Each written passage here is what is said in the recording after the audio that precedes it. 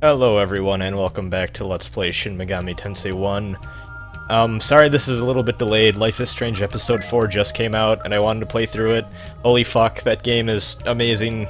The last two episodes have really blown my mind, so yeah, if you want a good story-based game with, like, you know, Telltale style, except not really Telltale, yeah, go buy Life is Strange. Pretty fucking good. Anyways, I forgot to mention last episode, the Suzumi and Earthies I got were a result of fusing off some other demons I had.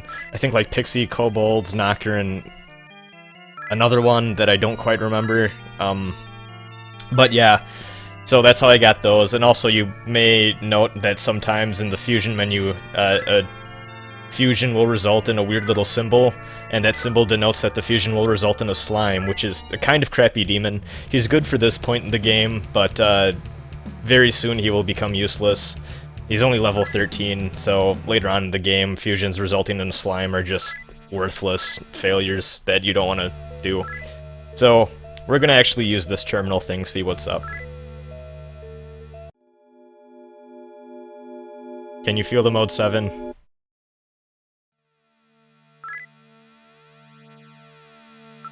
So yeah, these things are basically teleporters. As we unlock more later on, we will be able to teleport between lots more places. That's all fun. Fast travel is nice. If you're making a game with a big-ass open world, make sure you have fast travel.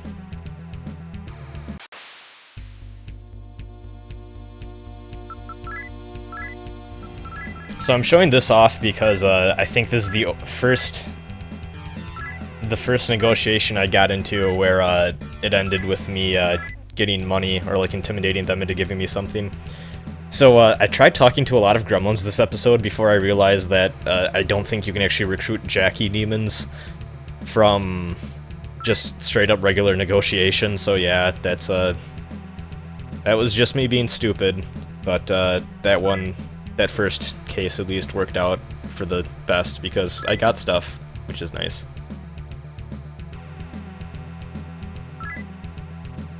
This guy has, looked like he's seen better days. I'll say that much.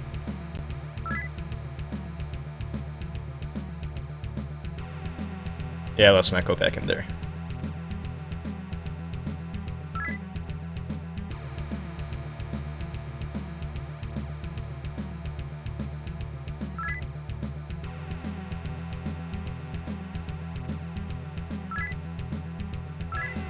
Alright, so this is a little bit of a mini-boss.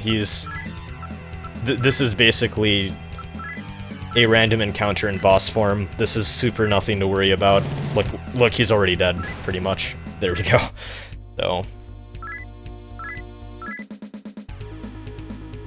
Orcs are jokes.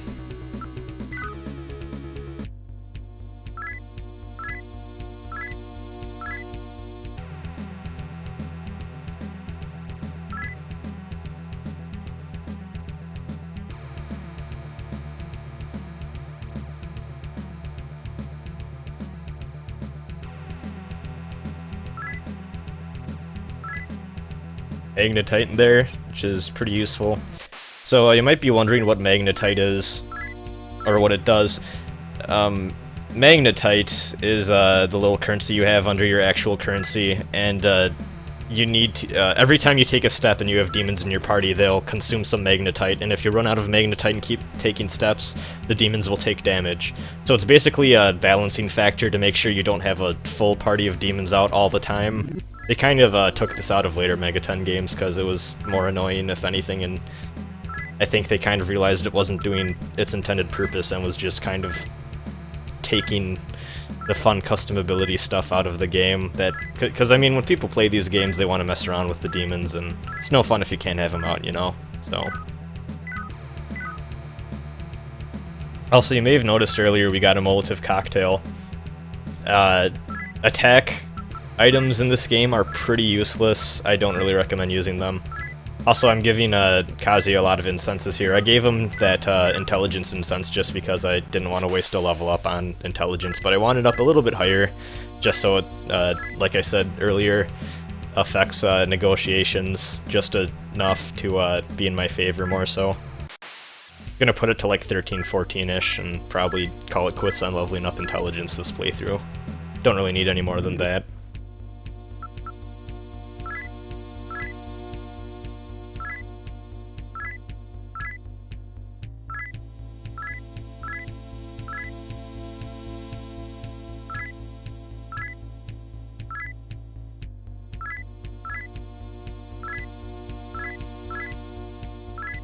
There we go, and get a knocker again. Probably fuse him off later. Also, Steven, how the hell did you get over here?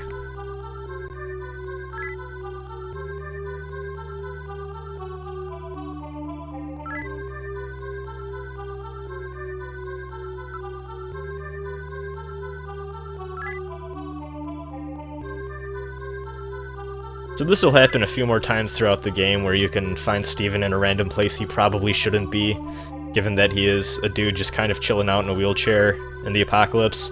But he'll upgrade your demon summoning program to be more useful, and that's always nice. Steven's a nice fellow. I like him. Let's go say hi to him. Oh no, he's gone.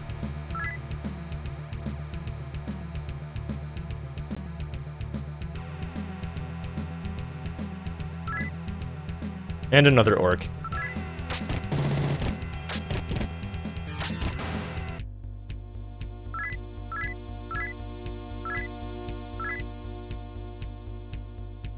You know, Steven must have gotten, if he disappeared, he must A, have gotten past that orc, which I wouldn't be too surprised, or B, it's like a Sixth Sense Shamalama Ding Dong thing, and there's gonna be a great reveal later on that Steven is actually Bruce Willis the whole time.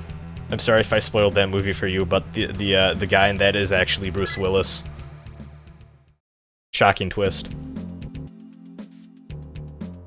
It's basically the Dumbledore dies of cinema.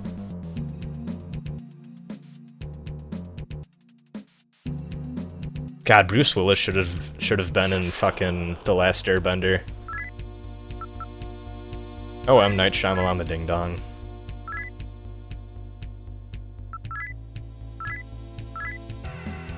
So, there are actually alcohol items that you can give demons for negotiation. I don't even remember what they do gameplay-wise. I usually just keep them around, so when a demon asks for liquor, you can negotiate with them. Oh no, what is this? A virtual boy, oh no.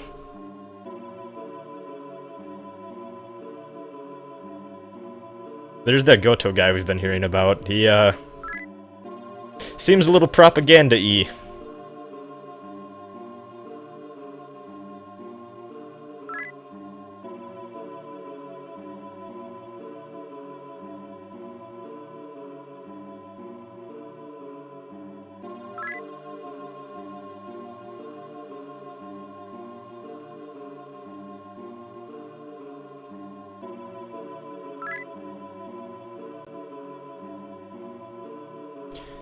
I'm sure that that'll help everything. Summoning demons that want to just kill humans and spread destruction, that's totally the right way to save Japan. That's a good idea, Goto. You're a smart man.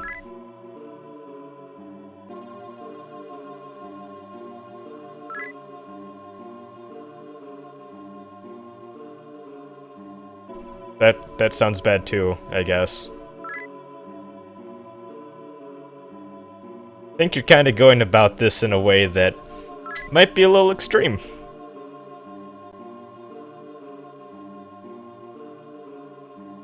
See, like, that's a fine idea, but the demons are just going around attacking people. I don't know. Goto, you're dumb. You're not very smart for a military commander. Like, what if in Dragon Quest there were just villagers that went up and were like, why don't we just befriend the slimes, and went up to, like, try to hug one, but it just killed them. That's basically what the demons are. I don't really get why people want to schmooze up to them. Anyways, this area is a fucking nightmare for a new player. This is a mall that is fucking massive, this floor in particular. Oh. Well, that's a name I certainly recognize.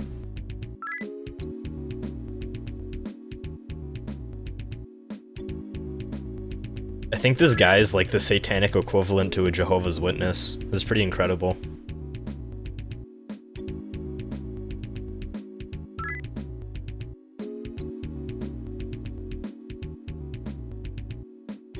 This guy probably listens to Slipknot on the weekends.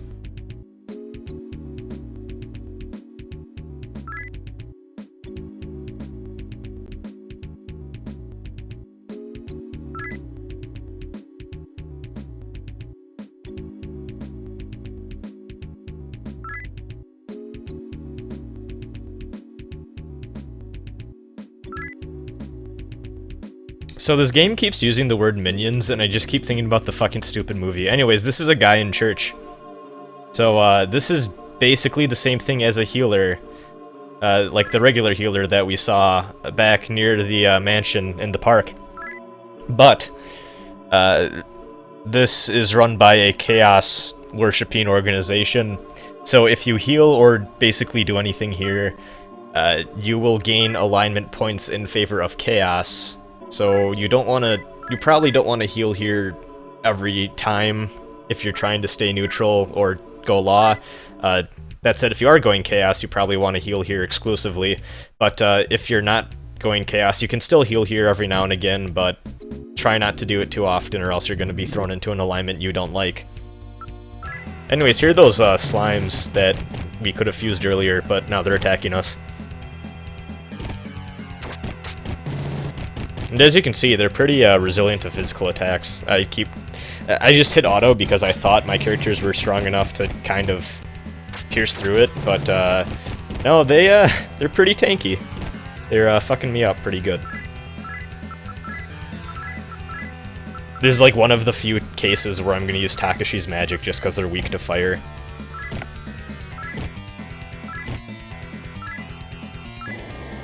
And even though Takashi's magic sucks, like, look how much damage that does even compared to Yuji's Mazan. And that sword we picked up from the Auric will hit multiple times. Some items in this game will do that, where they can hit anywhere from, like, I think 1 to 8 times, some even do. The sword I have now I think can hit, like, maximum twice, but some weapons we're gonna get later on will be quite heavy-hitting. Not only because they're powerful, but because they can hit, like, 7 times, and that shit's nuts. Also, I love how that chicken thing told us not to get cocky. Puns.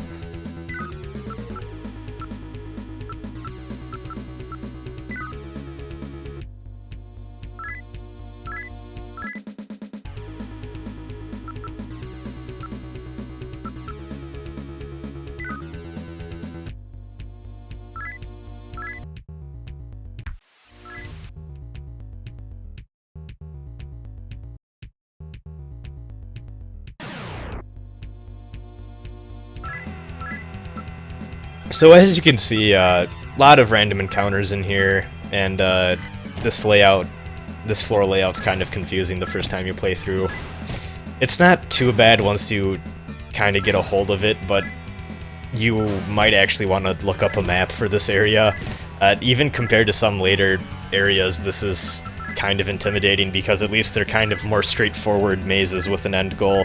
And this area is a little more open-ended in terms of the places you can go and what you need to do, so this isn't really a dungeon per se, but it's a confusing enough town layout, I guess you can call it. Anyways, we're gonna get an imp here. Nice guy. Basically like a gremlin, but a lot cooler and yellow. A lot of enemies in this game are palette swaps. I mean, common for RPGs at the time to do things like that. Some even do it now still. Which sucks, but if you gotta do it, you gotta do it. Jack Frost! So, of course, we need to try and get this guy on our side because he is the greatest.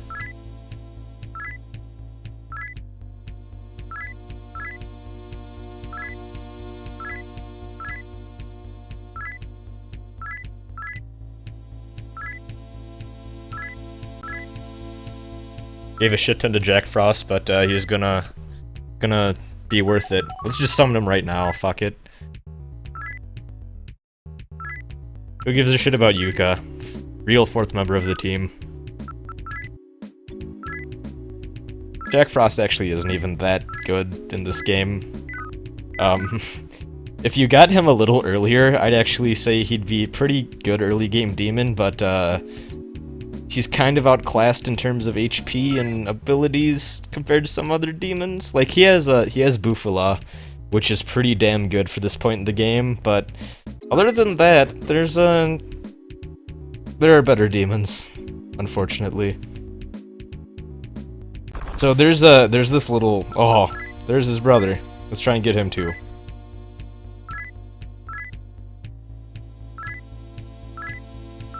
But, yeah, as I was saying, and fucking asshole didn't go for a negotiation. But as I was saying, yeah, this part of the building that I'm in keeps going upward, and isn't important yet, but, remember this location, because it might be important at a later point in the game, so...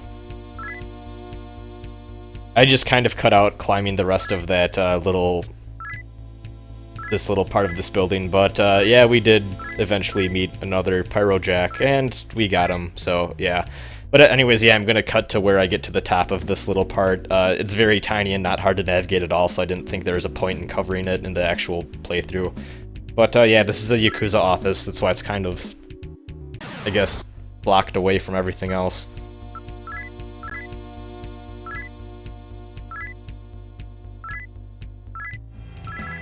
Anyways, yeah, I tried to recruit this thing, but our party is full, sadly.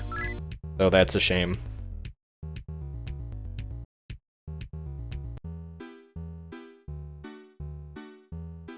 Yakuza bosses actually have the same themes as dogs and doctors. This guy doesn't even look like he's a fucking Yakuza boss. Like, this looks like your Republican uncle that, like, always goes to, like, birthday parties and makes awkward racist statements, and you're, like, kind of afraid of him.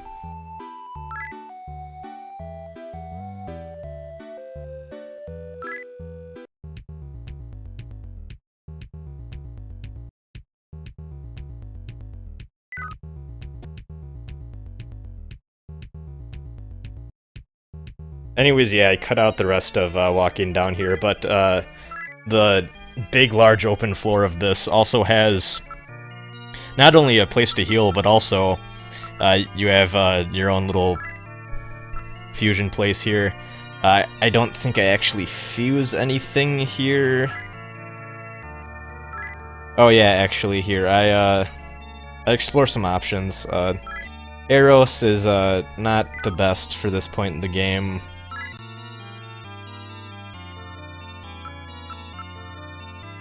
And I think I try one more.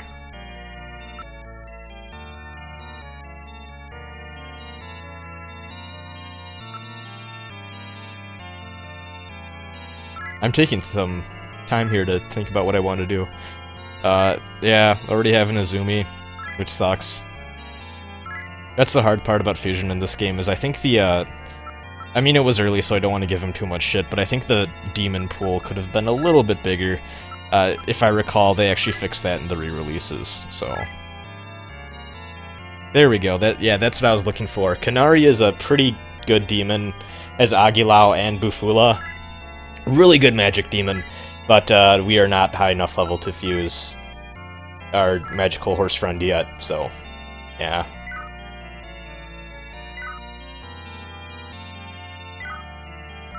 So yeah, we're just gonna leave, unfortunately. We'll be back, though. And here's a few NPC conversations I ran into.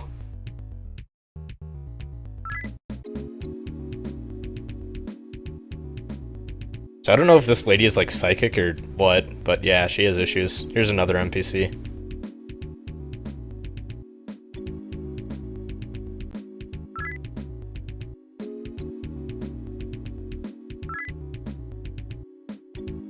Well, yeah, as we can see, things are going to shit.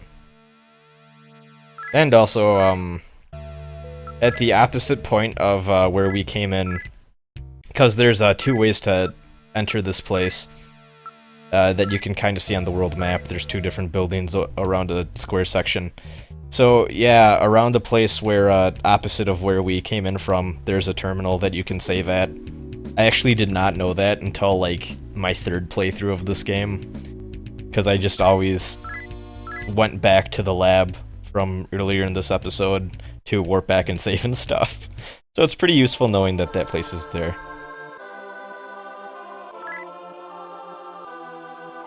So this is the law equivalent of the Healing Church, and of course the opposite point of the guy in church from before. So yeah, you can heal up here, and if you do anything here, it will give you more law points. So if you want to go for a lawful character, you heal up there. If you're going for neutral, you can heal up there every now and again.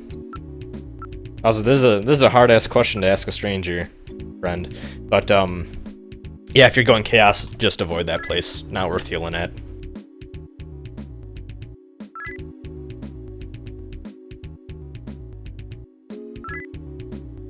Also, I find it really funny that these two places just right across from each other exist. Like, you have the crazy, chaotic, satanic people all the way off on one end, and then the Jesus people on the other.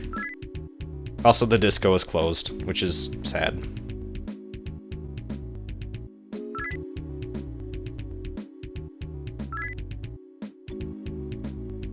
So yeah, no way we can go in there.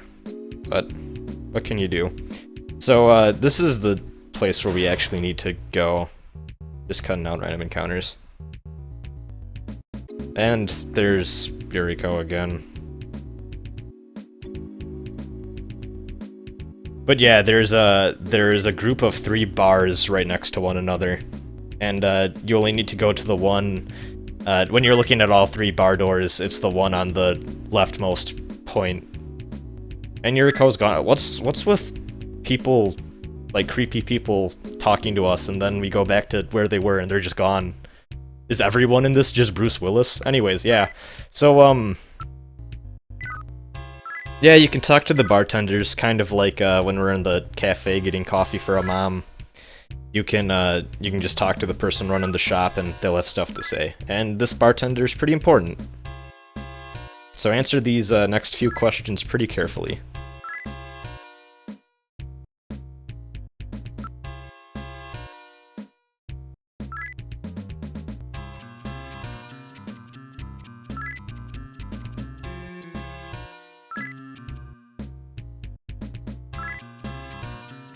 Today we have matches. For anyone who's played through SMT4, yes, that is a reference. You do get a bar match book, if I recall, in SMT4. And, yeah, it's a total shout-out to this. An American.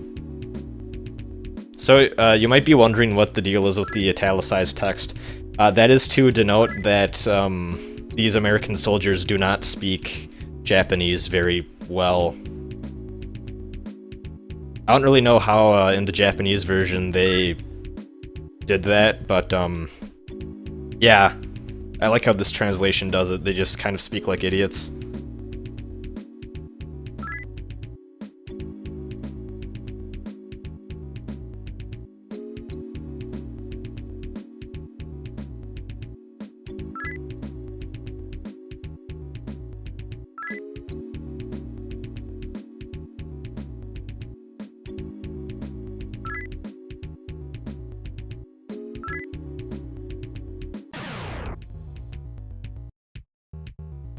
And before we go, let's talk to the bartender.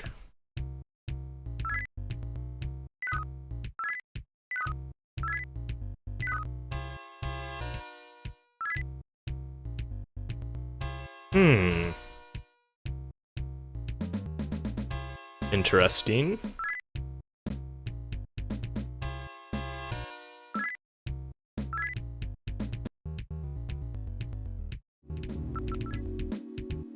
And let's go into the last bar. So this one is full of people that work for Goto.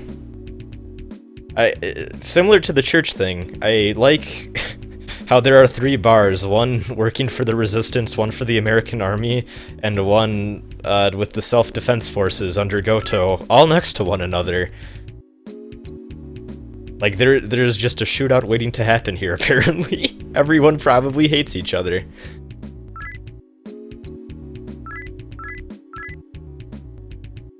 And we got a tip-off to where Azawa is. Seems to be connected to Goto in some way. That's not good. Kind of have to wonder how, like, a gang leader and military commander made a little, you know, agreement like that. or an alliance. Kinda fishy, and not doing much to improve Goto's image.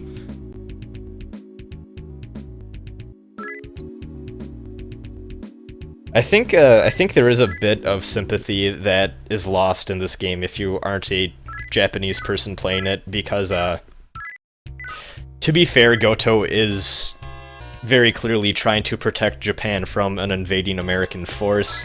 So if you're playing this and like you're a Japanese kid or something, you might be kind of more sympathetic to him just because, you know, he's trying to protect your homeland, and that's a noble cause. It's just the way he's doing it is pretty fucked up and not well thought out at all. So yeah, it's I think some of the moral ambiguity of the situation is lost playing this as some American shit like me. I don't want to talk to Jack Black.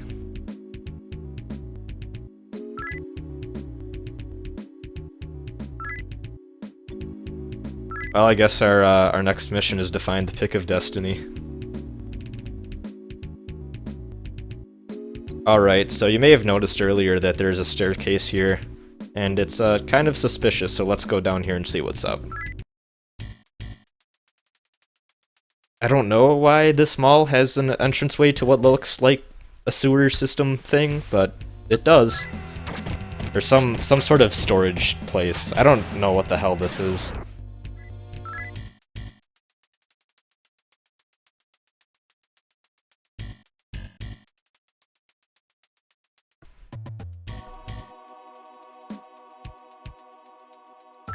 Just need to flash this guy the bar matchbook and we can go on in.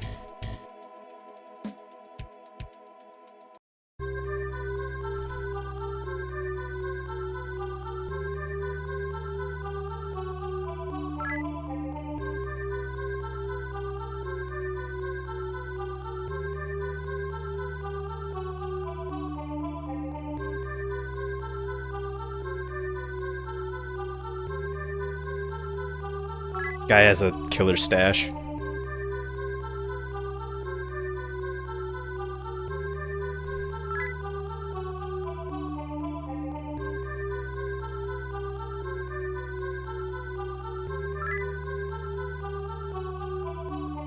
Nothing personnel, kid.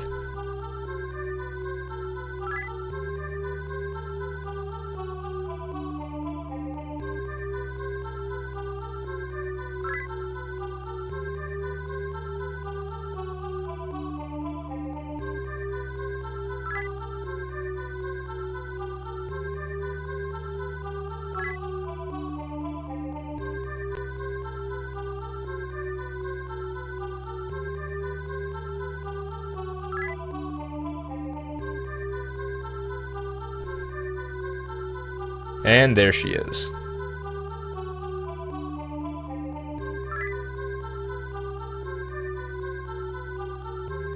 So sure enough,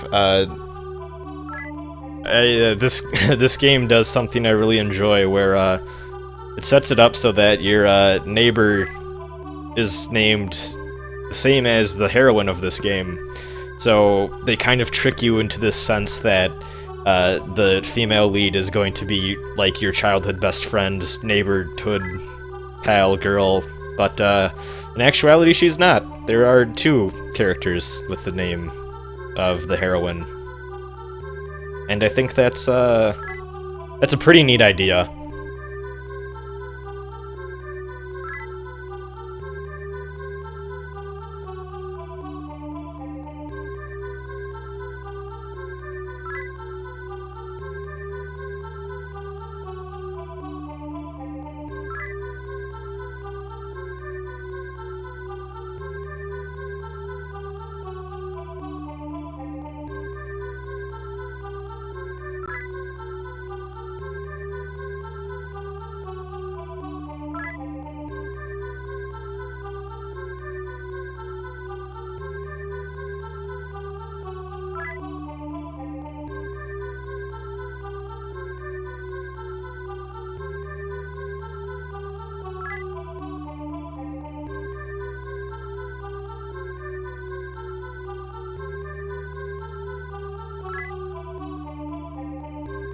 And I like what they do this, because so far, they kind of just give you hints at bits and pieces of what Goto and the American army and the American ambassador Thorman are kind of doing, and they don't really tell you one's right or one's wrong. They both kind of seem like pieces of shit, and it's not really until here where you kind of realize there's a third option, and yeah, there are other people that also think that both of them are huge pieces of shit, so...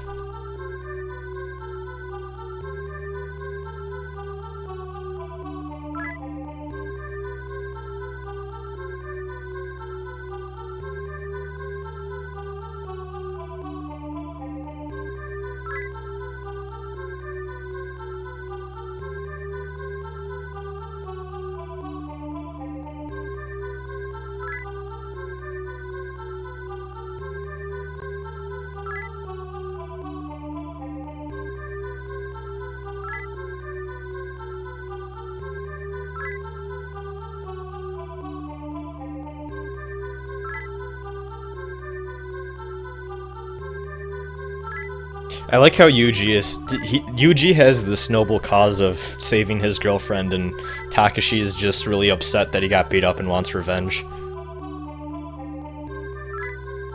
Such a noble goal, and oh, whoa. Well, that's unfortunate.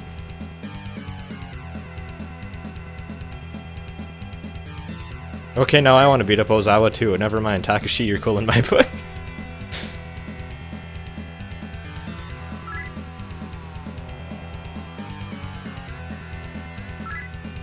Well, that's unfortunate. So we're gonna have to rescue Yuka, but we're gonna have to do that next time.